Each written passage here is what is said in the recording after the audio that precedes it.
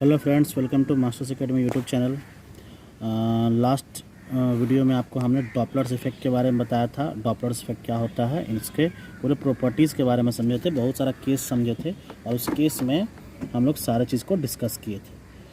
आज हम लोग क्या करते हैं, डॉपलर्स इफेक्ट से ही कुछ क्वेश्चंस करते हैं। ठीक है, देखिए एक क्वेश्चन है, a train standing at the outer signal of a railway station blows a whistle of frequency 400 hertz in steel air. देखिए क्या है, एक ट्रेन जो है जो कि आउटर सिग्नल पे खड़ी है और वो अपने विजिल को लगातार बजा रहा है और उसके विजिल का फ्रीक्वेंसी कितना है, 400 hertz in steel air. Steel का एयर का मतलब क्या हुआ, रुका हुआ एयर है, वहाँ पे मीडियम रुका हुआ है। अब इसमें पहला क्वेश्चन है, what is the frequency of the vigil for a platform observer when the train. तो पूछ रहा है कि फ्रीक्वेंसी इस विजिल का क्या होगा जो कि ऑब्जर्वर प्लेटफॉर्म पे खड़ी है जबकि train approaches the platform with a speed of 10 metre पर सेकेंड। जब जो ट्रेन जो है वो प्लेटफॉर्म की तरफ 10 मीटर पर सेकेंड के साथ अप्रोच कर रहा है। दूसरा, डिसेट्स platform with a speed of 10 metre पर सेकेंड, मतलब कि 10 मीटर पर सेकेंड से ट्रेन जो है प्लेटफॉर्म को छोड़ रहा है। और दूसरा सवाल है इसमें, what is the speed of sound in each case. The speed of sound in steel air can be taken as 340 metre पर सेकेंड। पूछ रहा है कि speed of sound still air में दोनों ही केस में कितना होगा, और जबकि स्टील एयर में जो साउंड होता है उसका वेलोसिटी होता है 340 मीटर पर सेकेंड। ठीक है, चलिए आइए इस क्वेश्चन को बनाते हैं, कैसे बनेगा।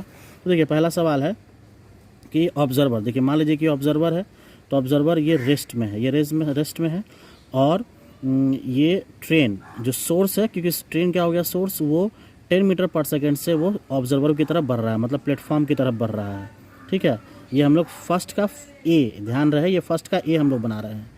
और velocity of sound in steel air कितना है, 340 मीटर पर सेकेंड, और वेलोसिटी ऑफ मीडियम कितना है, 0।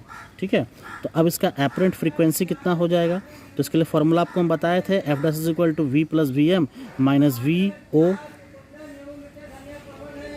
तो देखिए फॉर्मूला क्या था हमारा, apparent frequency is equal to v plus V M minus V O by we plus V M minus V S into f. ठीक है, तो चूँकि हमारा जो velocity of sound in air कितना होता है 340 और वेलोसिटी ऑफ मीडियम कितना है 0, पुट कर देंगे।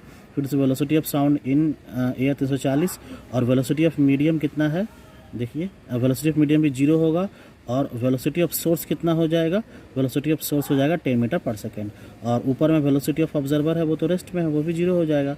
और फ्रीक्वेंसी का वैल्यू कितना दिया हुआ है 400। इसको सॉल्व करेंगे तो आपके पास कितना आएगा आंसर, तो F dash is equal to 412.12 hertz. तो इस तरीके से हम फर्स्ट का ए को सॉल्व कर सकते हैं। अब सेकेंड का क्या है case, when the train resets platform with a speed of 10 metre पर सेकेंड। जब प्लेटफॉर्म से ट्रेन निकलती है, उस छोड़ के जाता है, वो प्लेटफॉर्म से छोड़ के जाता है।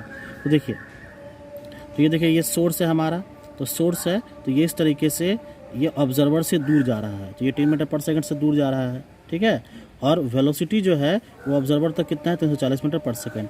कहने का मतलब क्या हुआ कि ये जो वेलोसिटी ऑफ सोर्स हो जाएगा वो हमारे लाइन ऑफ एक्शन से क्या है, ये अपोजिट है, लाइन ऑफ एक्शन के अपोजिट है, मतलब कि हम वेलोसिटी ऑफ सोर्स को का वैल्यू किस में लेंगे, तो माइनस में लेंगे। ठीक है, तो फिर से वही formula, v plus V M minus V O by we plus V M minus V S into F.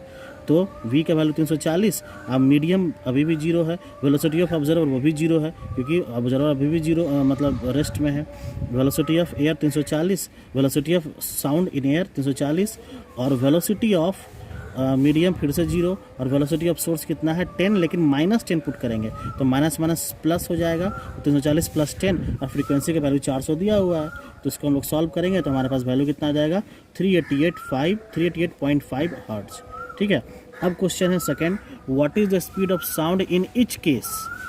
What is the speed of sound in each case, the speed of sound in steel air can be taken as metre second. ठीक है, तो सभी case में speed of sound क्या होगा, तो आपको बता दें कि सभी केस में स्पीड ऑफ साउंड बिल्कुल ही सेम, सभी केस में स्पीड ऑफ साउंड बिल्कुल ही सेम होगा क्योंकि हमारे मीडियम में किसी भी तरीके का कोई चेंज नहीं हो रहा है। तो इसको देखिए आप ऐसे लिख सकते हैं, speed of sound depends upon the property of the medium, in both the cases the property of medium does not changes, hence the speed of the sound does not change and remains the same. तो जैसे कि आपको हम बताएं कि यहाँ पे किसी भी तरीके का कोई मीडियम में चेंज नहीं हो रहा है, तो इसलिए हमारा वैल्यू क्या हो जाएगा, बिल्कुल ही सेम होगा।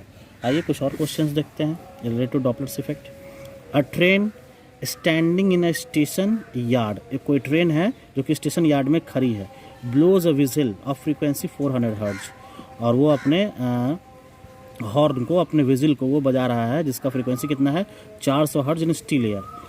द विंड स्टार्ट्स ब्लोइंग, अब हवा बहने लगा। देखिए यहाँ विंड स्टार्ट्स ब्लोइंग मतलब कि मीडियम में वेलोसिटी आ गया, ध्यान रहे मीडियम में वेलोसिटी आ गया। The wind starts blowing in the direction from the yard to the station, और यार्ड से लेके यार्ड से हवा बहना चालू हुआ और स्टेशन की तरफ हवा बहने लगा विथ स्पीड ऑफ 10 मीटर पर second. What are frequency wavelength and speed of sound, तो पूछ रहा है कि frequency wavelength and speed of sound क्या होगा for an observer standing on the station platform. ठीक है, तो जो स्टेशन प्लेटफॉर्म पे खड़ा है जो भी आदमी, तो उसके लिए फ्रीक्वेंसी वेवलेंथ और स्पीड ऑफ साउंड कितना होगा। फिर इसमें एक और सवाल कह रहा है, is the situation exactly identical to the case when the air is in still and the observer runs towards the yard at a speed of 10 metre पर सेकेंड। पूछ रहा है कि क्या ये वही सिचुएशन है कि जब ट्रेन खड़ी है और कोई ऑब्जर्वर ट्रेन के तरफ भाग रहा है, ठीक है, विथ स्पीड ऑफ 10 मीटर पर second. The speed of sound in still air can be taken as 340 metre पर सेकेंड। ठीक है, तो फिर से हम लोग उसको बनाने की कोशिश करते हैं।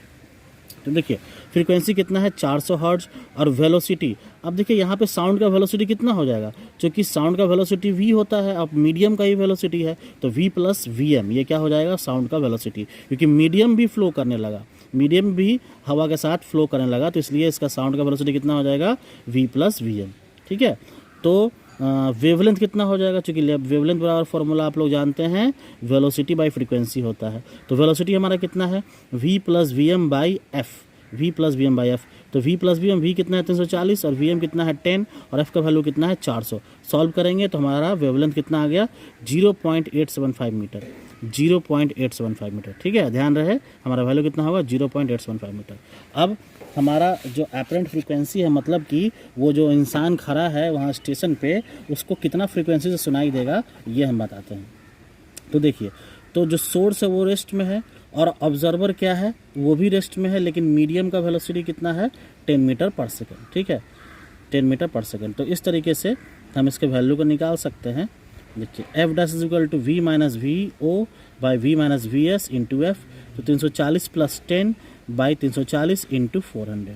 ठीक है, इंटू 400 सॉल्व करेंगे तो कितना आ जाएगा 411.6 हर्ट्ज, 411.6 हर्ट्ज। ठीक, तो अब अगर दोनों ही रेस्ट में है तो उस कंडीशन में हम वेवलेंथ का वैल्यू कितना निकालेंगे, lambda dash is equal to V by F is equal to 340 by 400, और ये कितना आ जाएगा 0.85 मीटर। ठीक है, चलिए, तो इस तरीके से हम लोग क्वेश्चन को सॉल्व कर सकते हैं, डॉपलर इफेक्ट को करके क्वेश्चन को सॉल्व कर सकते हैं। आप भी अपने एनसीईआरटी बुक से या फिर कोई भी टेक्स्ट बुक से आप डॉपलर इफेक्ट को यूज़ करके उससे रिलेटेड क्वेश्चन को सॉल्व कर सकते हैं। अब चलिए उसके अलावा कुछ और भी क्वेश्चन हम लोग देखते हैं। देखिए, the audio speaker are kept at some distance apart. दो ऑडियो स्पीकर है, मान लीजिए कि ये S1 और S2 दोनों ऑडियो स्पीकर है और दोनों किसी डिस्टेंस पे रखा हुआ है, और दोनों जो apart and are driven by the same amplifier system, और दोनों जो स्पीकर है वो सेम एम्पलीफायर से बजाया जा रहा है। ठीक है, दोनों स्पीकर सेम एम्पलीफायर से बजाया जा रहा है। A person is sitting at the place 6 metre from the one of the speaker, और एक आदमी है, पॉइंट यहाँ पे आप देख सकते हैं, और वो किसी एक स्पीकर से 6 मीटर पे खड़ा है और दूसरे से 6.4 मीटर पे खड़ा है। If the sound signal is continuously valid from 500 hertz to 5000 hertz, अगर उससे निकलने वाला जो साउंड सिग्नल है वो वैलिड फ्रीक्वेंसी 500 हर्ट्ज से 5000 हर्ट्ज तक है। What are the frequencies for which there is destructive interference, तो कह रहा है कि वो, तो आपको बताना है कि वो कौन सा फ्रीक्वेंसी है जिसके लिए डिस्ट्रक्टिव इंटरफेरेंस हो रहा है eight the place of listener, वो जो आदमी सुन रहा है उसके लिए डिस्ट्रक्टिव इंटरफेरेंस होगा। तो आपको हम इंटरफेरेंस बताए थे कि दो साउंड वेव के द्वारा जब दो चीज़ आप लोग सुनते हैं तो एक वेव और दूसरा वेव जब एक दूसरे पे ओवरलैप करता है तो वहाँ पे इंटरफेरेंस होता है, और इंटरफेरेंस दो टाइप का होता है, कंस्ट्रक्टिव और दूसरा डिस्ट्रक्टिव, और आपको हम डिस्ट्रक्टिव के लिए भी बताए थे केस और कंस्ट्रक्टिव के लिए भी बताए थे। तो यहाँ पे कह रहा है कि डिस्ट्रक्टिव के लिए आपको फ्रीक्वेंसी का वैल्यू बताना है। ठीक है, और speed of the sound in air is equal to 320 metre पर सेकेंड। देखिए इसको हम डायग्रामेटिकली समझ सकते हैं कि एक S1 है और एक S2 है, और ये पर्सन है S1 से 6 मीटर पे है और S2 से 6.4 मीटर पे है। तो वेलोसिटी ऑफ साउंड कितना है, यहाँ पे क्वेश्चन में मेंशन है 320 मीटर पर सेकेंड। तो हम लोग इसका वेवलेंथ निकाल सकते हैं लैम्डा, ठीक है। और फ्रीक्वेंसी कहाँ तक इसका रेंज है, 500 hertz to 500 hertz to 5000 hertz, ठीक है, 500 हर्ट्ज टू 5000 हर्ट्ज। तो इसके लिए हम लोग पाथ डिफरेंस निकाल सकते हैं, दोनों ही स्पीकर के बीच पाथ डिफरेंस। और पाथ डिफरेंस के लिए हम लोग delta X is equal to 6.4 minus 6 कर देंगे तो ये कितना हो जाएगा 6.4 मीटर। अब आपको बताए थे डिस्ट्रक्टिव इंटरफेरेंस के लिए क्या होता है, तो जो पाथ डिफरेंस होता है वो 2n-1 इंटू लेमडा बाई 2 होता है, 2n-1 इंटू लेमडा बाई 2। और delta X is equal to 2n-1, तो लेमडा बराबर कितना होता है v/f, lambda is equal to v/f, तो हम v/f पुट कर दिए तो ये क्या हो जाएगा v/2f। अब फ्रीक्वेंसी वाला फॉर्मूला क्या हो जाएगा 2n-1 into v/2 lambda x, v/2 lambda x, ठीक है। तो ये हमारे पास फ्रीक्वेंसी का वैल्यू हो गया, ये चीज़ आप लोग याद रखेंगे, ठीक है। अब हम लोग n का वैल्यू 1 पुट करते हैं, तो n का वैल्यू 1 पुट किए, 2 इंटू 1 माइनस 1, और v का वैल्यू कितना है 240, 2 इंटू और डेल्टा एक्स का वैल्यू है 0.4। सॉल्व किए, तो सॉल्व करने के बाद हमारे पास फ्रीक्वेंसी का वैल्यू 400 आया। लेकिन ये जो 400 वैल्यू है ये एक्सेप्टेबल नहीं है।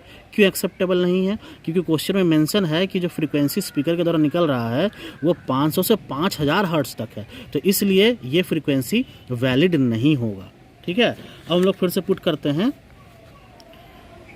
n is equal to 2, n बराबर 2 पुट करते हैं, तो जो n बराबर 2 पुट करेंगे तो आपके पास वैल्यू कितना आ जाएगा 1200 हर्ट्ज। इसका मतलब ये फ्रीक्वेंसी वैलिड है। क्यों वैलिड है, क्योंकि जो फ्रीक्वेंसी वो 5000 और 500 के बीच में। तो देखिए f1 बराबर 1200 हर्ट्ज, ठीक है। तो जब आप n बराबर अब 3 पुट करेंगे तो ये देखिए ये n बराबर आप 2 पुट किए, ये n बराबर 3 पुट किए, ये n बराबर 4 पुट किए, ये n बराबर 5 और ये n बराबर 6। तो n बराबर 3 पुट किए तो आपके पास वैल्यू आएगा 2000 हर्ट्ज। ये भी उसके रेंज में आ रहा है, ये भी 500 से 5000 के रेंज में आ रहा है। तो इसलिए n is equal to 4 2800 hertz, n is equal to 5 3600 hertz और n is equal to 6 4400 hertz, ठीक है। इसका मतलब कि हमारा जो फ्रीक्वेंसी का रेंज होगा वो कहाँ से कहाँ होगा, f1 से f5, f1 से f5 और n इज इक्वल टू 2 से 6, n इज इक्वल टू 2 से 6। क्योंकि अब जब आप n बराबर 7 पुट करते हैं तो हमारा जो फ्रीक्वेंसी का वैल्यू होता है वो 5000 से ऊपर हो जाता है, तो इसलिए हम उस वैल्यू को कंसिडर नहीं कर सकते हैं। इसका मतलब कि डिस्ट्रक्टिव इंटरफेरेंस के लिए frequencies for destructive interference between frequency 500 hertz to 5000 hertz कितना कितना होगा 1200 हर्ट्ज, 2000 हर्ट्ज, 2800 हर्ट्ज, 3600 हर्ट्ज और 4400 हर्ट्ज, ठीक है। समझ में आ रहा है मेरे ख्याल से आप लोग सभी को। चलिए कुछ और भी क्वेश्चंस देखते हैं। A source of sound S and detector D, ठीक है। यहाँ पे ध्यान से देखिएगा, a source of sound S and detector D है, यहाँ पे are placed at some distance, किसी डिस्टेंस पे वो दोनों रखा हुआ है। From one another a big cardboard is placed, a big cardboard is placed near the detector, और एक कार्डबोर्ड है डिटेक्टर के पास। देखिए ये डिटेक्टर है और ये कार्डबोर्ड है डिटेक्टर के पास। And perpendicular to the line SD, और ये जो लाइन SD है उसके परपेंडिकुलर है, ठीक है, as on figure. It is gradually moved away, और ये जो कार्डबोर्ड है इसको थोड़ा सा आगे की ओर बढ़ाया गया है। And it is found that intensity changes from a maximum to a minimum, और जब इस बोर्ड को पीछे किया गया तो इसका इंटेंसिटी मैक्सिमम से लेके मिनिमम हो गया, मैक्सिमम से मिनिमम हो गया, ठीक है। As the board is move to a distance of 20 centimetre, ये 20 सेंटीमीटर के लिए मूव कर गया। Find the frequency of the sound emitted, तो क्वेश्चन पूछ रहा है कि फ्रीक्वेंसी ऑफ द साउंड कितना होगा, ठीक है। और चूँकि velocity of sound in air is 336 metre पर सेकेंड, ठीक है। तब देखिए पहले तो हम लोग एक सिमेट्रिक डायग्राम बना ले। तो देखिए मान लीजिए कि ये S है, ये सोर्स और डिटेक्टर है इसके सामने में, और ये कार्डबोर्ड है, और अभी ये मैक्सिमम इंटेंसिटी पे है। जब इसको 20 सेंटीमीटर के लिए इधर बढ़ाया गया तो ये क्या हो गया, मिनिमम इंटेंसिटी का हो गया। क्लियर है। तो देखिए वेलोसिटी कितना है 336 मीटर पर सेकेंड। इनिशियली देखिए जब हमारा मैक्सिमम इंटेंसिटी था तो देखिएगा ध्यान से S और D, ये S और D और ये L डिस्टेंस पे था, और D से मैक्सिमम का ये जो कार्डबोर्ड है वो भी L दूरी पे था।